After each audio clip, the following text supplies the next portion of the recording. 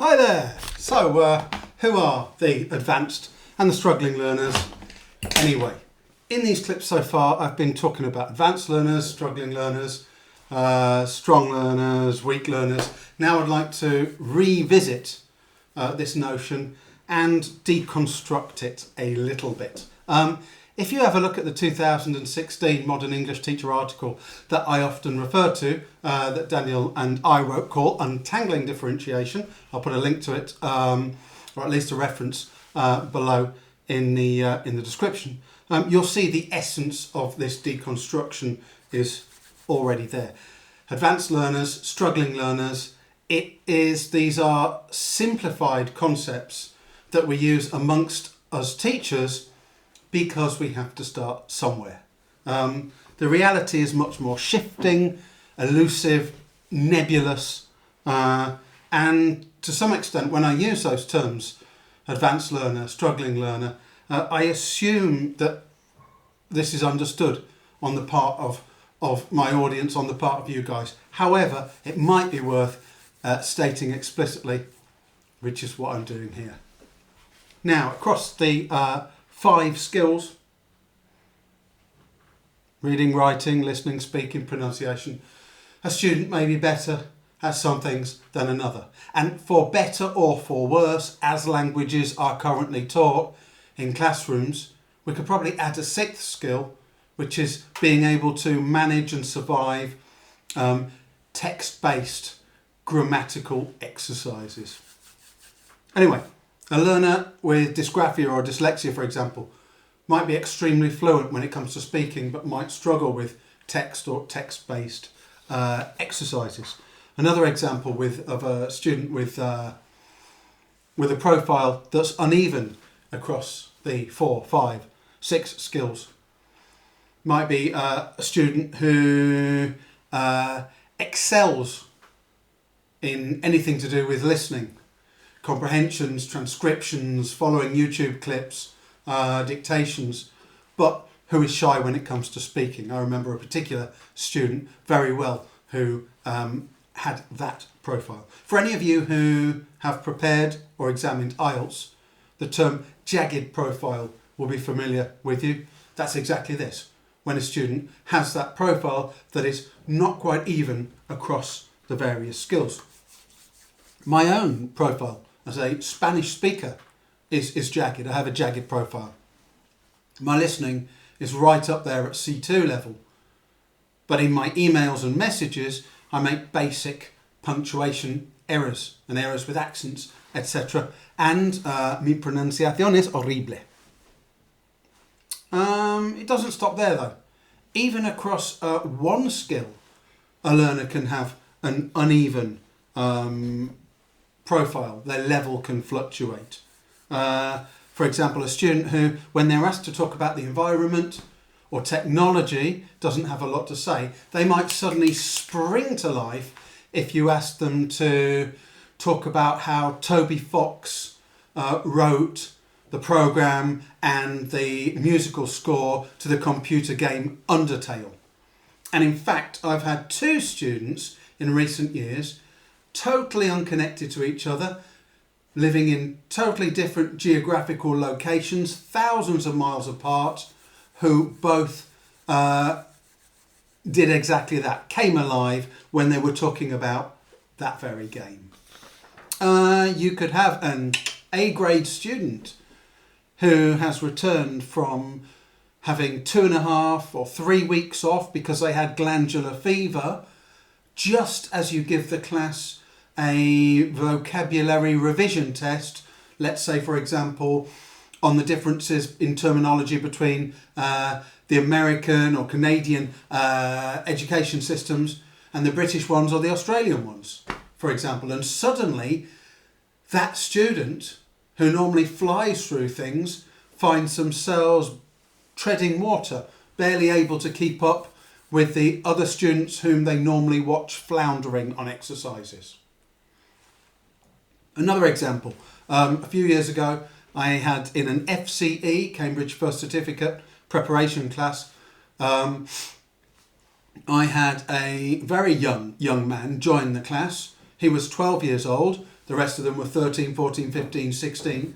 And he was very strong in speaking, very strong in listening, reading, very strong in general. And then one day, early on, we came to a second and third conditionals review section, and he put up his hand. He said, "Teacher, I haven't done this.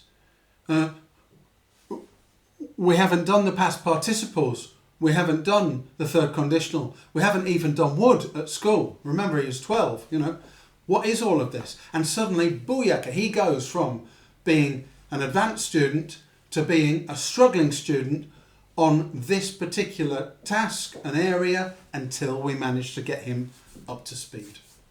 So when I talk about an advanced learner or a struggling learner or an average learner, I'm talking about their performance on a particular task, on a particular day, in a particular moment. That is all.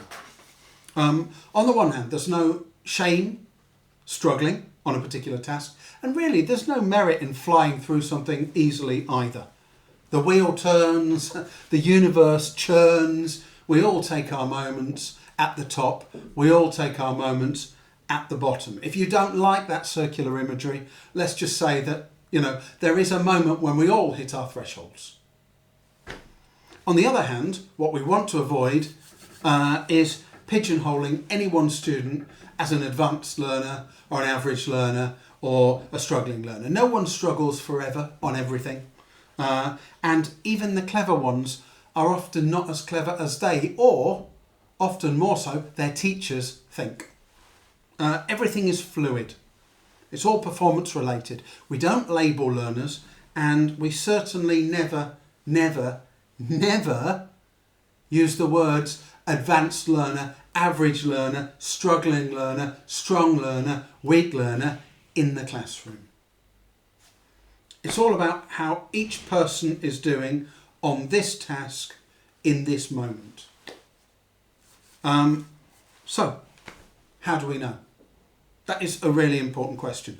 It's a question I often ask teachers when I'm tutoring on the Trinity Diploma or the Cambridge Delta courses, especially if they've written in their lesson plan or their supporting background essay how they're going to support the struggling learners and add challenge for the advanced learners.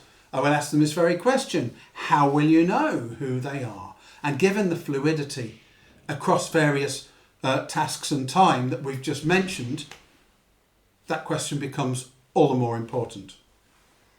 Now, I think there are 3 ways that we can do this, and I don't think any of those 3 ways will come as a particular surprise to you in this clip if you've been following the series. Firstly, we can base our estimations on where an individual is at from their performance on a similar task in a previous lesson. So if we know we're going to be doing a main lesson or a demonstration lesson, exhibition lesson, observed lesson, whatever, on a particular structure, skill, activity, language area, what we can do is we can drop a little bit of that into a previous lesson and see how they get on. If it's part of a teacher development course, and we have to produce a lesson plan, we can include our observations in our background assignment or notes. But it's always worth remembering that students can get better at a single thing, or globally, over time, and sometimes even quite quickly. So we have to leave that space. For those of you doing the DIP or the Delta, if you're including like a class profile, then my recommendation is that that class profile should reflect learners' evolution, any evolution that's there, any development over time, especially if your teaching practice is taking place over a month or 2 months or 3. So the class profile shouldn't really be exactly the same at the end of those 3 months than at the beginning. It should alter a bit as you see students on various areas improving or maybe even needing improvement. So that's the first way. Base your evaluations on a previous performance in a previous lesson. Second way that we can tell who are the advanced, the average, the struggling learners on a particular area, structure, skill is a little bit trickier but still doable, perhaps for the more ambitious or debonair amongst you. Basically, we can do a little bit of reconnaissance at the beginning of the lesson. So what we do is we have a mini task that bears some relation to the main activity and main content of the lesson. We drop a little bit of that in before, and then we use that in order to see if we can spot anyone sort of at either end of the skill spectrum, struggling or flying through it. That doesn't mean that you can't plan in support, an extra challenge into your plan. It just means that you give everybody a chance on the base task before deciding who you're going to steer that support and that challenge primarily to. Third way, my preferred method, by far, is as you go monitoring, which leads on to as you go adjustments.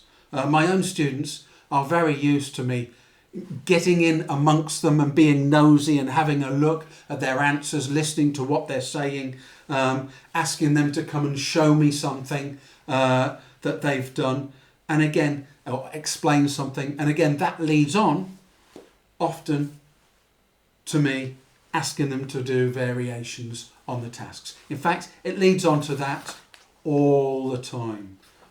They never know, my students, who I think is the struggling or the average or the advanced students categorically, because I never treat any of them as if they were. It's all about what you're doing in this moment and how I can help you, how somebody else can help you, or how you can help them. So, in answer to the main question posed in the title of this clip, who are the struggling learners? Who are the average learners? Who are the advanced learners? My answer is none of them and all of them. Depends on the task, depends on the day. Strength and energy with your differentiation.